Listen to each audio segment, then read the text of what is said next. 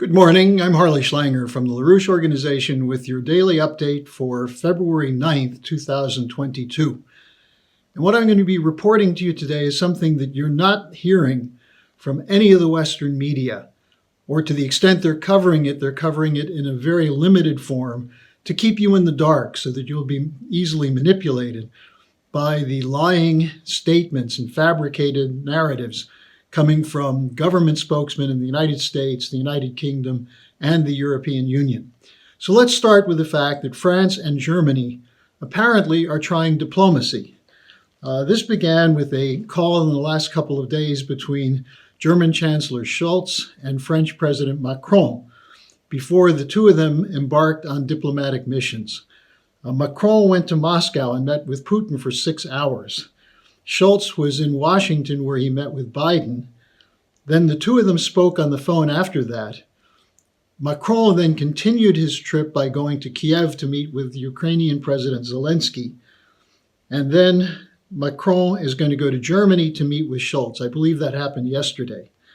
Now, what they're doing is trying to achieve through diplomacy what threats and military buildup are not accomplishing, namely to relax the tensions that have grown over the continued efforts of the West to portray Russia's call for new security guarantees as an offensive threat against Ukraine. That's right, the idea that Putin is saying, let's go back to the pledges that have been made in the past that would guarantee security for Russia. No, that's a ploy for Russia to prepare for an invasion of Ukraine, according to Western media and officials of Nato, US, and the United Kingdom. Now, Putin thanked Macron for coming, and he reiterated what he means by security guarantees. In particular, he emphasized no offensive weapons on Russia's border. Now, Macron, for his part, said France must have the strongest possible relationship with Russia. And he said peace in Europe is not possible without including Russia in the discussion. He affirmed that from his standpoint, Russia is a European country, and that what Russia's raising about security concerns for Russia will affect all of Europe. Now, this is especially significant because France is currently presiding over the European Union. Now, Macron added it's necessary to, quote, jointly show the will to work on security guarantees and to build a new security and stability order in Europe. Now, this is something that Helga Zepp-LaRouche has been calling for, not just for Europe, but globally, a new security architecture, not based on the idea of the unipolar diktats coming from the so-called rules-based order enforced by the United States and NATO. Now, meanwhile, back in Fantasyland, for those of you who saw the pathetic performance by State Department spokesman Ned Price, Defense Department, I think, Ned Price, when he insisted that the U.S. had evidence that Russia has manufactured a video showing Ukrainian attacks against Russians, complete with actors. You know, this, as the reporter Matt Lee said, this sounds more like Alex Jones than the U.S. government. But Price defended that, and when he was challenged, do you have evidence? He said, yes, the evidence is what I just said. Well, this came up again at the Monday briefing when Matt Lee again said, do you have evidence to show us? And Price once again said that he has the evidence that he presented, namely his statement that they said it's the case. The very fact that something was stated, he said, is evidence. Well, did Colin Powell have evidence when he stated that Saddam had weapons of mass destruction? We had an invasion. We spent billions of dollars in Iraq. We killed many people, including Americans. Did we find any evidence of weapons of mass destruction? Well, Powell asserted he had evidence, but he didn't. Doesn't Ned Price see that the world is looking at this and seeing a repeat on an even more infantile basis of an excuse for war? Meanwhile, on the basis of the argument that Putin is preparing an invasion, U.S. paratroopers have arrived in Poland. There are new shipments of weapons going into Ukraine. And yesterday, the British sent 350 troops into Poland. So NATO is beefing up its deployments throughout Eastern Europe, in Poland and the Baltic states. Some of this is related to global Britain, the idea of a British, Polish, Ukrainian alliance, similar to what the Brits did with the US, British, and Australia with the AUKUS agreement. Is this part of the new British muscle flexing outside of Europe to engage in its own diplomacy, which means its own imperial enforcement of the diktats of the City of London? Well, that appears to be what's going on, but what's this fixation with Poland and the Baltic states? Yesterday, Defense Department spokesman John Kirby admitted that, quote, he sees no specific or additional threats aimed at NATO's eastern flank. So why send the troops in there? Why the buildup? Well, Admiral Bauer, who's the chairman of NATO's military committee, was in Vilnius, Lithuania at the beginning of the week. And he said the same thing. NATO does not see an intent to hurt the Baltic states or, in particular, Lithuania. Then he added, NATO does not expect an attack on NATO soil by Russia. So even within the military and with their spokesman, we're seeing a step back from the argument that Russia is aggressive and preparing an invasion. Now, I'm going to repeat something I've said the last couple of days to remind you that the president of Ukraine himself, Zelensky, who despite his somewhat militant insistence on being brought into NATO and being armed to the teeth, said that the media hype of war is damaging the security of Ukraine.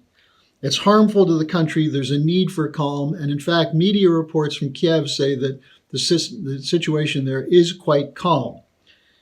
So why is the Western media and Western governments pushing this invasion story so aggressively?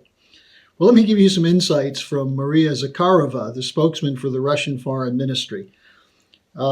She referred to this as, quote, well-known psychedelic phobias about Russian aggression against Ukraine, unquote. And then she continued with an extremely clear statement of what's going on. This is a quote from Zakharova. Here you've got both an opportunity to divert attention away from their own political crises and a chance to pour billions into arming immature democracies, and a way of reviving the image of the invincible after the Afghan fiasco. I said this is insightful, and think about what she's saying. There's growing opposition worldwide to the policies adopted by the Western so-called democracies, the US, the United Kingdom, and the European Union in particular. Opposition that is also reflected in the American population and the population in Western Europe, where there's fury against governments, disbelief, distrust. And what's this opposition to? The Great Reset, the idea that they'll set up a global central banker's dictatorship to protect the bloated balance accounts of the Western banks and financial institutions that are drowning in debt. The Great Reset is in big trouble, led by an opposition from Russia and China. The Green New Deal, which is creating energy crises and skyrocket fuel and heating oil costs at a point at which there's also hyperinflation in food costs spread throughout the whole economic system. So there's anger about those things in the West, and also a great deal of concern from the whole world. Why go to war when there's these kinds of crises in which there's an attempt by a unipolar power, the United States, to drag Europe into enforcing these kinds of policies which are doomed to failure? Well, take the second part of her statement, that they're to divert attention away from dealing with these problems. The situation in the West is the use of identity politics to divide the population against each other, to polarize, to have people fight over race and gender and all sorts of issues, the role of the government in education, when in fact these are being used by a failed elite to take your attention away from the fact that that failure could cost your life if these wars begin and end up going to nuclear war. So how do we deal with this? Well, you're not getting the story in the media, but we're continuing to present the story. The Schiller Institute, the LaRouche Organization, and tomorrow morning at 8 a.m. Eastern Time, that's on February 10th, the Schiller Institute and the Russian International Affairs Council will be presenting a seminar on how to solve the humanitarian crisis in Afghanistan. This is a major step toward establishing a cooperative arrangement between the United States and Russia to deal with both countries' failures in Afghanistan, which were largely the result of applying British geopolitical doctrines that go back to the mid-19th century Great Game. Both countries suffered bloody noses in Afghanistan. Why should the Afghan people pay for those problems, pay for those mistakes? And the United States is continuing to insist that they will not release the funds owed to the Afghan people to help with a problem in which between 10 and 20 million people face starvation in Afghanistan. So join us tomorrow. We're presenting solutions, and we want you to be part of it.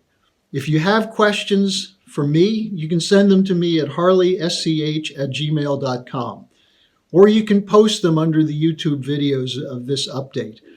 The numbers of people watching this are going up. I need your support and help to keep building this so that we can get the truth out to the American people and the people of Western Europe so they don't succumb to these psychedelic phobias that are being presented to you in the form of media narratives. Thanks for joining me. I'll be back tomorrow, but don't forget the event tomorrow morning at 8 a.m. Eastern Time. You can log on to it through the schillerinstitute.com.